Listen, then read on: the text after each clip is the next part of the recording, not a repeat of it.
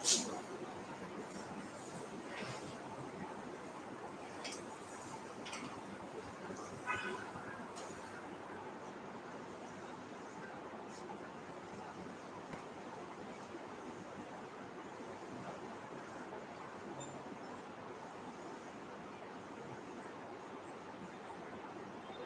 you. Good morning, everyone.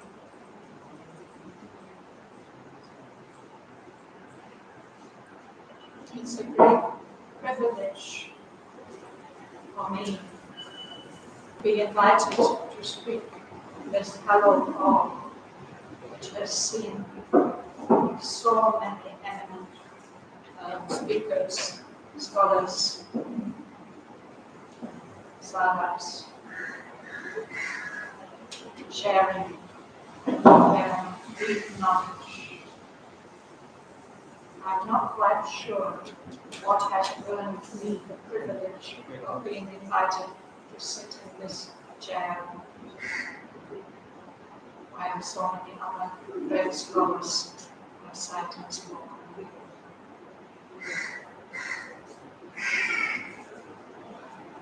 As Sveta mentioned, I was invited to spend a few days staying in the center. That was a very thrilling experience for me.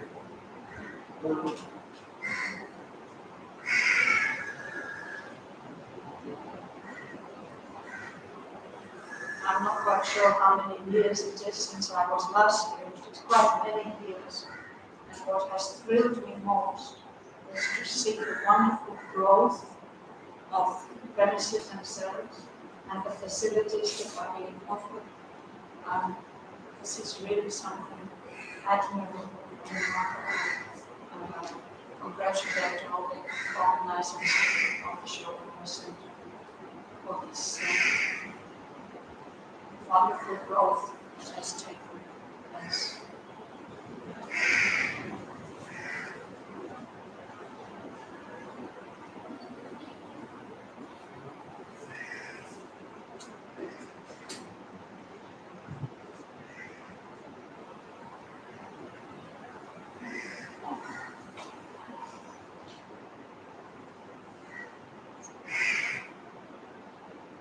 Perhaps I've been invited to speak to you because of my many years study of show windows on Savitri. I hope that everyone will soon become aware of what a treasure this relatively small book is. What a mine of knowledge, of beauty.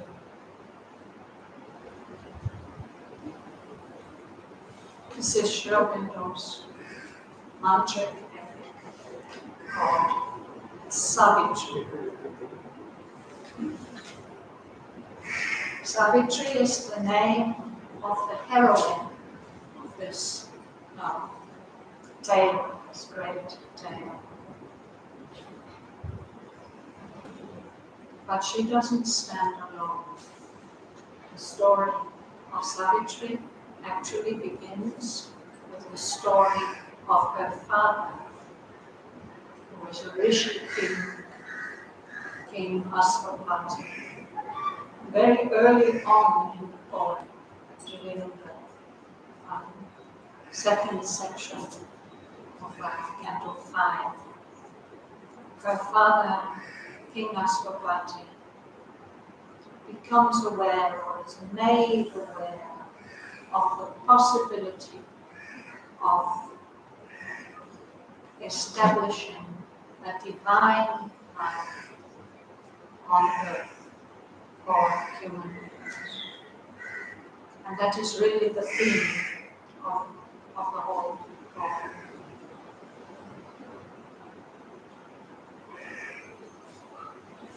Considering the quantity and quality and immensity of its theme, this is a very small book.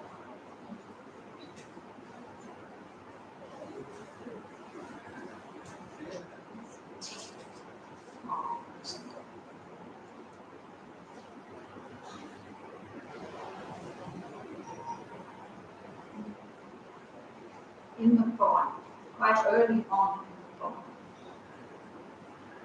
King Ashwapati is shown to us as a rishi king, one who has come from higher worlds to bring higher possibilities to human beings, all beings on earth. Of course, this was the theme of Sri Aurobindo's own life and aspiration and teaching. So we can go back to the very beginning. I don't know how many of you have copies with you. Right near the beginning of the book, Sri Aurobindo introduces it to us himself in his author's note.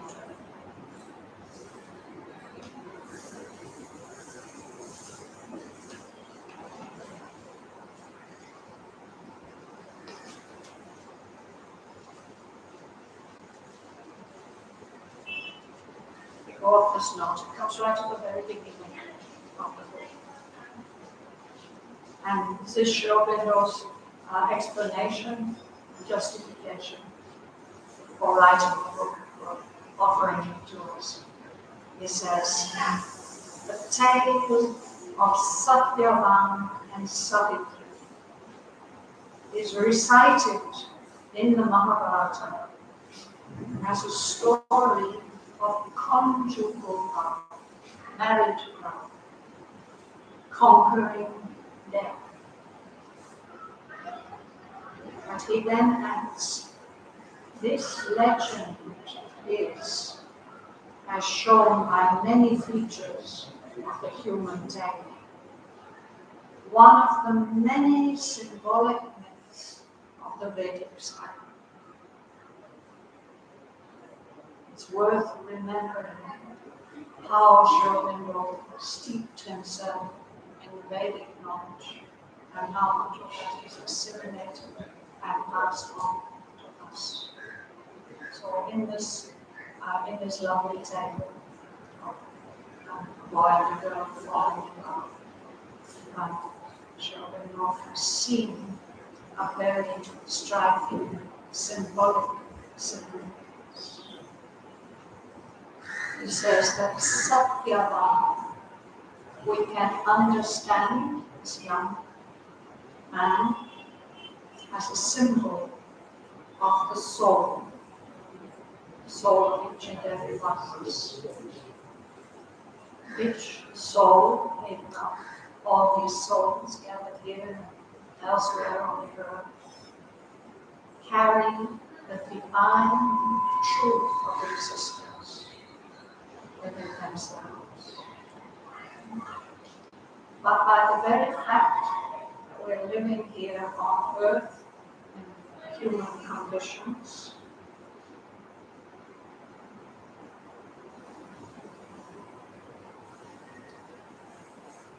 we have descended, our souls have descended to the grip of death and ignorance. Savitri, Sri Aurobindo sees as a symbol of divine word, the word of truth and creation. Her name shows that she is considered to be a daughter of the Son of God. She is the goddess of the supreme truth.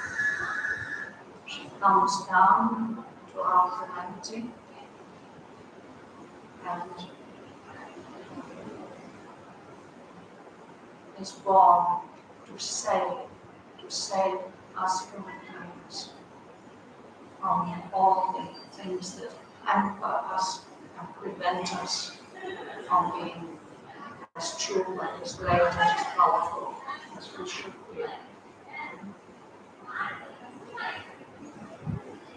She is born as the daughter of a great king, And his name is Aspa.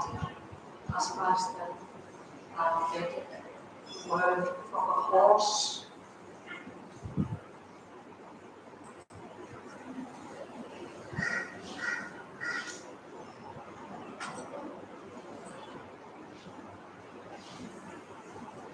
In a symbolic way, Shraddhavan takes the symbol, the horse, which is immense energy, and which in the Upanishads is seen as a symbol of the total energy of the universe.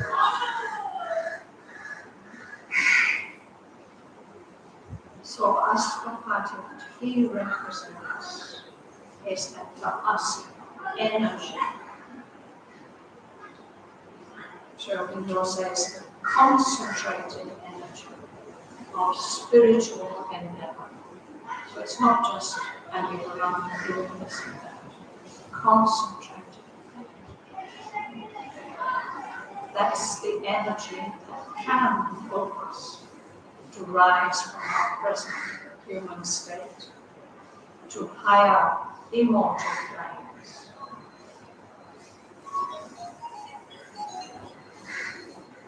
There are other characters in the story. Savitri, the princess, the daughter of the meets and falls in love with Shraddhavan. His father is called King Yuma Sena. This name, Shraddhavan, tells us, indicates the divine mind, the mind as it should be. And our minds here and our present human circumstances are in a way blind. And because they are blind, they have lost their kingdom. They don't have the ability to do all the great things they should be able to do.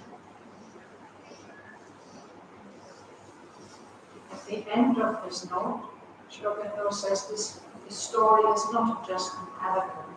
It's not just a story in which characters are given qualities. He says that the characters in this story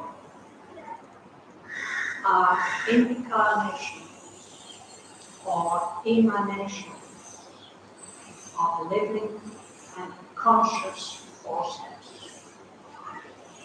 with whom we can enter into concrete contact. These forces take human bodies in order to help and show humanity the way from our present mortal state in the grip of death and disease to a divine consciousness and immortal. That's the short author's note that Shraddhavan has given us as a clue to how to understand the rest of the poem. Anybody has any brief questions they would like to ask on this? And we always find when I Savitri is that the lines in themselves, they always have a cosmic significance and as that. But I cannot connect it with the storyline. Each line seems to be an end in itself like that. So I don't know how one can relate it to a particular. This is what poetry does now. Poetry speaks for itself.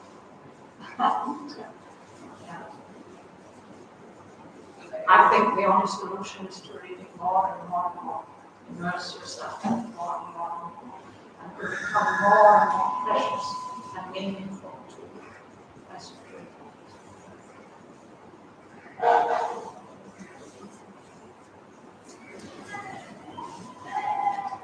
I've only really scratched the surface of Savitri. The first few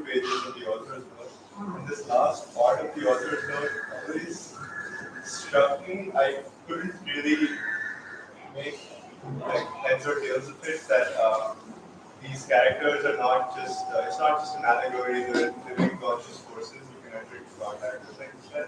Could you say a little bit more about that? Well, many of us here have been blessed to be enabled to enter into contact with living and conscious forces, whose capacities and characteristics and far beyond even what is described in the form. There are people living on earth who have close contact with children and not themselves.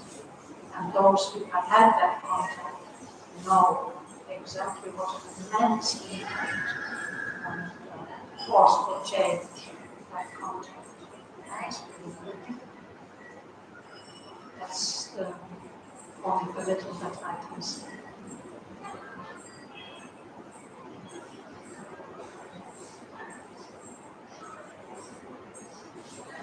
The story, tale, is a well-known one. I think all over India people know the story of Shraddhavan and Savitri. The essence of the story is that the pure love of the life can have capacity to save a partner from death.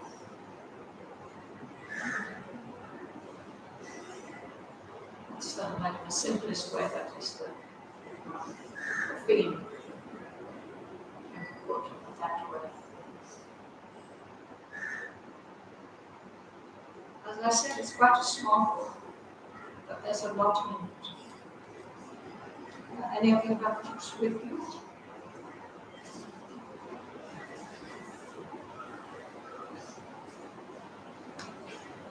Shraddhavan has divided the story into 3 parts.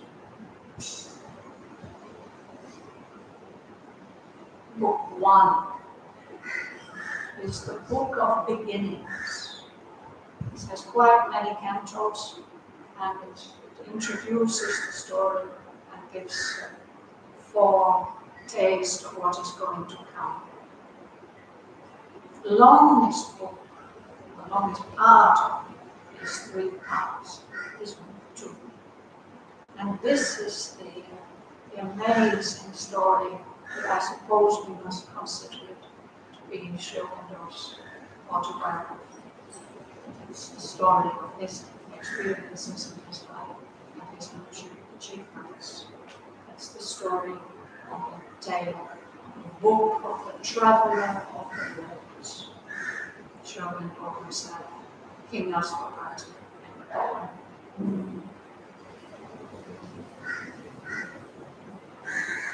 So if we start with part 1, we start at early morning, dawn. Of course, dawn is also a symbol of time, something new and unexpected. And in this case, it's one of the most beautiful parts. Part 1, the book of beginnings. It starts with the symbol dawn. Savitri, the heroine, waking up in the early, early morning of a new day.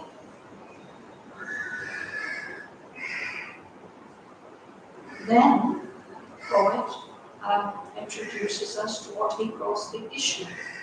What is this poem about? What is the significance of this story?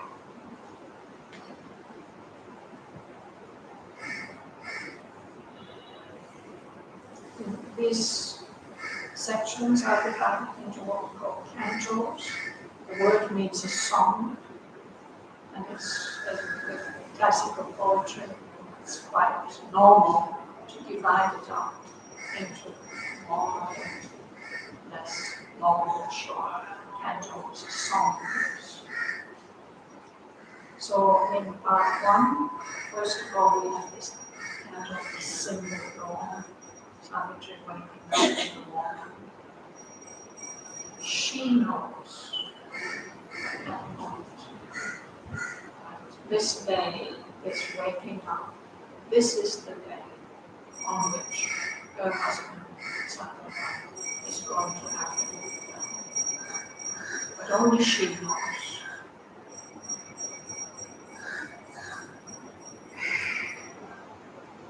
So the symbol dawn, the issue, what is the meaning of all this, and then the yoga of the king. Asvabhati is the king. And this story is his story of his exploration of the physical and subtle worlds and events.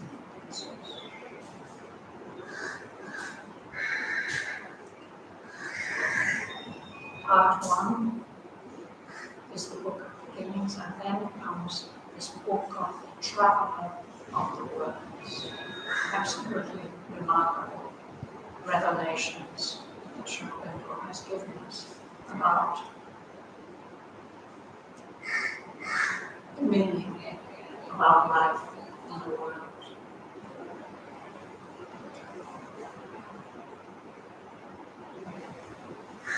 Asvabhati starts off his quest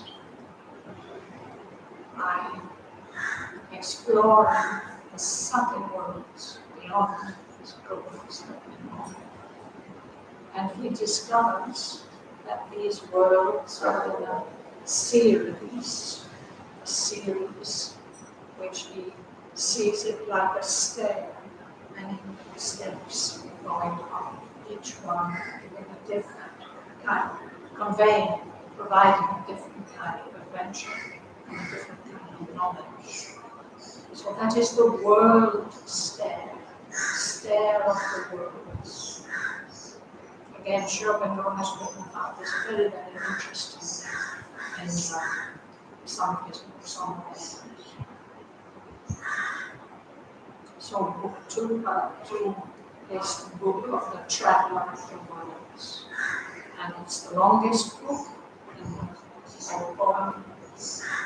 And it introduces us to the different kinds of psychological states that exist in the universe. A kingdom of subtle matter. Here we are familiar with solid matter, which is not very subtle at all until we go into it in a special way. There's also kingdoms of subtle matter. There are also kingdoms of different life levels. That's one of the most interesting sections of how life reveals itself, how we can experience life in different ways. So there's 6 controls of books are devoted to the facts of life, the realities of life as it really is. There's a greater life, and there's a little life, which, if we read these things, we can recognize the familiarity of these characteristics. And part of his exploration of the life worlds is to descend deep down into the horrors of darkness, everything that life should not be. That section is called the descent into life, into the dark, the descent into the night.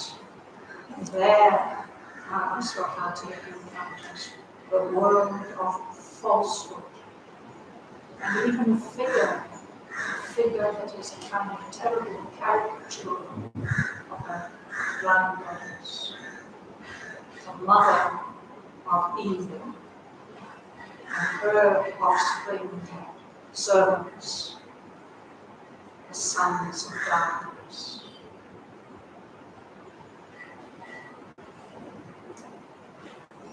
Beyond that, there is in contrast the paradise, paradise of the life gods.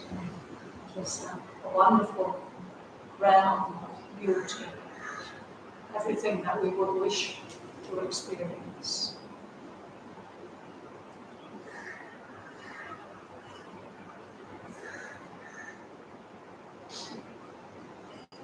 So there's like levels of matter, subtle matter, gross matter, and beyond that, there's different levels of life.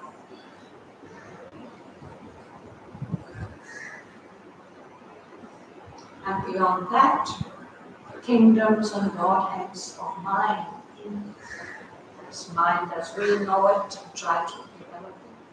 But there's also a greater mind and a lesser mind. There are planes, ideal planes. That mind deals with ideals creatively.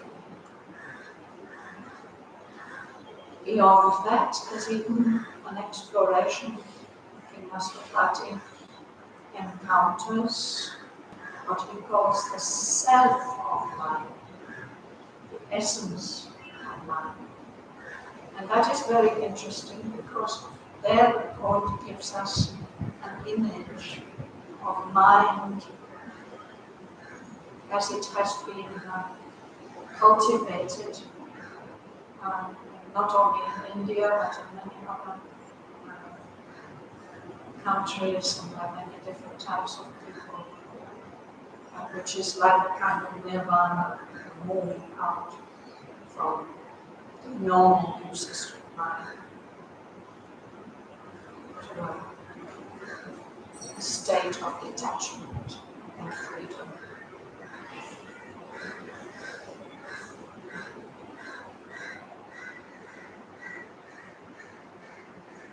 So that closes the kingdoms of the greater knowledge.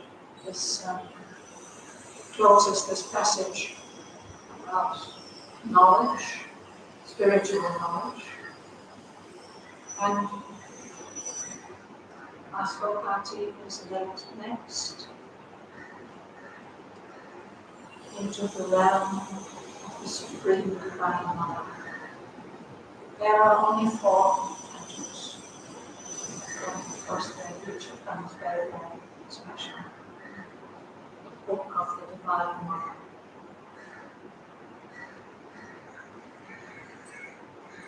And it's with the Book of the Divine Mother that the first part of Asvapati, the quest, comes to a close. He is actually able to meet the Supreme Divine Mother face to face and to ask her, please, to make possible for human beings a divine life. She argues with him, she says that it's maybe not your task. But eventually she grants his wish and promises him a being will be born and will fulfill the womb that he's asking for divine life of humanity. So that's the end of 3. And with that, the mother gives us a promise. One shall be born who will fulfill his aspiration. She gives him that promise. And the next part of the poem of the book shows us the birth of King Asvapati's daughter, Savitri, who was born to fulfill his aspiration. And the rest of the book is about how it gets fulfilled. Savitri's story, such a beautiful story. How she's born, grows up, her youth, education, her father's wish, which set out to find the one who will be her life's partner. That experience. And then we have the word love, like Savitri and Bhavan.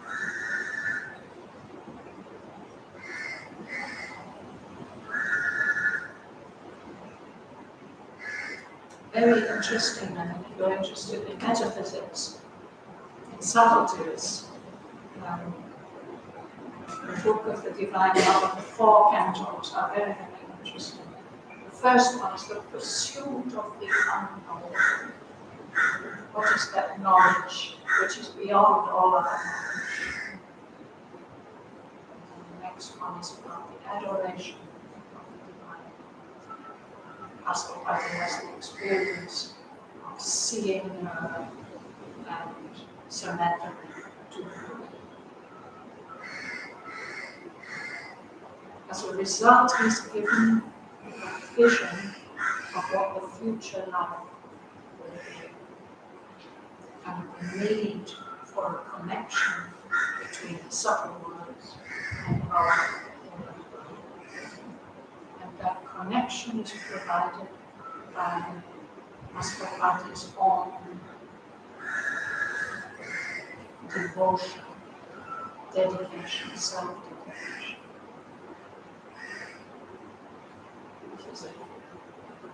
The love of his own heart is what is needed to make the link between this world of suffering and struggle and the divine world which is waiting for us.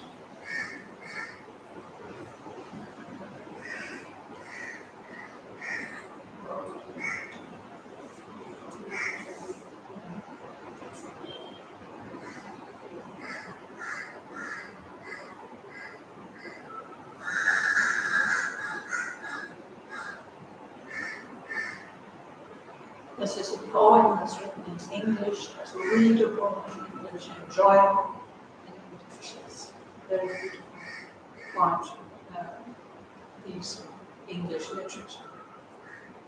But it's also much more than that. It's a book of knowledge, profound knowledge.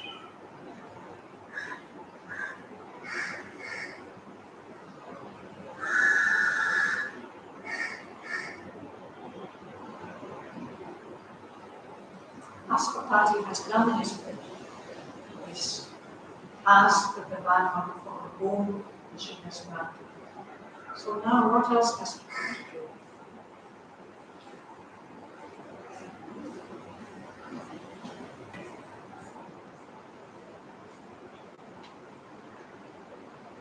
Savitri and Shraddhavan to meet and to marry and to together work together, bring about the great change.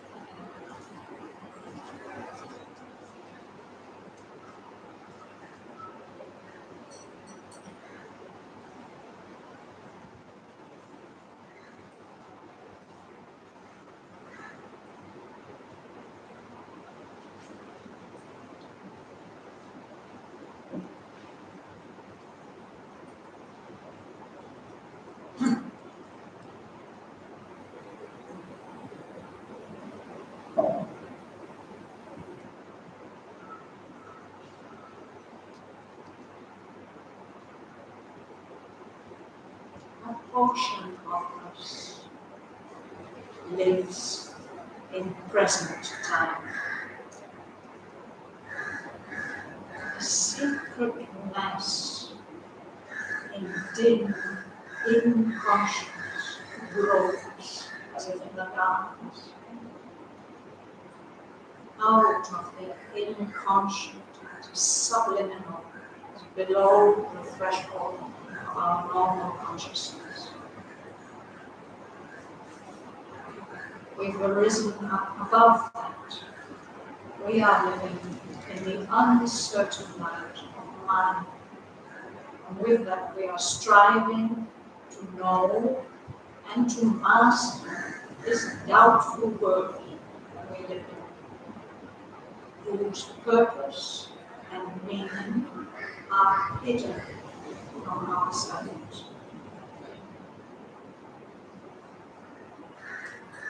Depending on our beliefs and our experience, above us dwells a superconscious God, hidden in the mystery of his own mind. Around us is a vast openness, lit by the uncertain red of human mind. Below us sleeps the inconscient, dark and mute. But this is only matter's first self-view. A scale, a series of ignorance, one step. But this is not all we are, nor all our world. Our greater self of knowledge waits for us. A supreme light in the truth conscious past. It sees from summits beyond thinking mind. It moves in a splendid air, transcending life. It shall descend and make earth's life divine. Truth made the world, not a blind nature force. For here are not our large divine heights, our summits in the superconscious ways are glorious with the very face of God. There is our aspect of eternity. There is the figure of the God we are. His young, unaging look on deathless things. His joy in our escape from death and time is immortality and light and peace.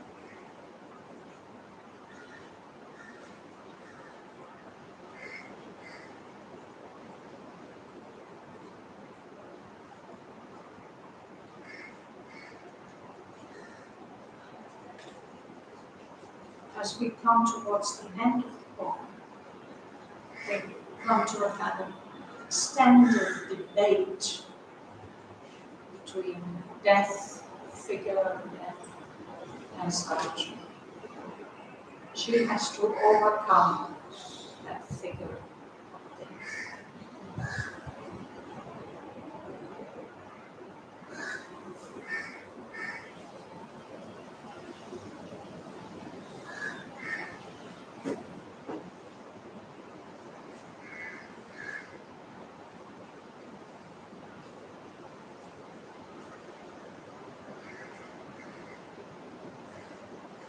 Eventually, Savitri is given the opportunity to ask from his death figure, Auroville.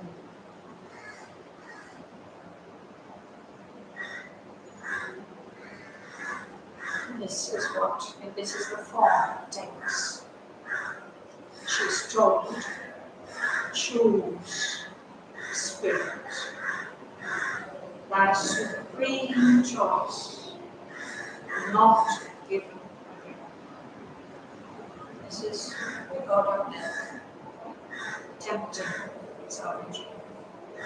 For now, from my highest being looks at thee, nameless, formless peace, where all things rest. Death tells her, why don't you live like that? In a happy, vast, sublime cessation, why don't you just stop existing? No, an immense extinction has ceased to exist in eternity. You'll become a point that disappears in the infinite. You'll know the happiness of a flame which is extinguished. So he's tempting her with all these possibilities.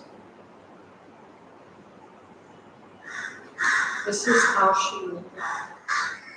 So I don't want any of those things that you are offering me.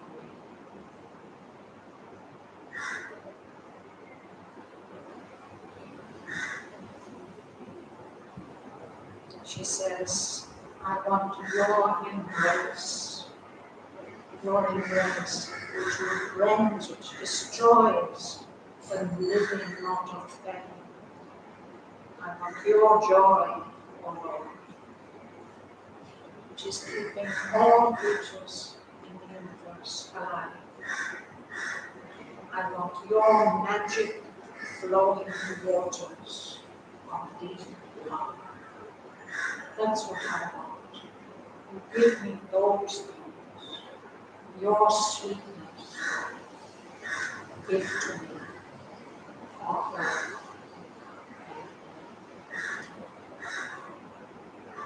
And eventually, spirit God grants prayer. What that means is described in the next two pages.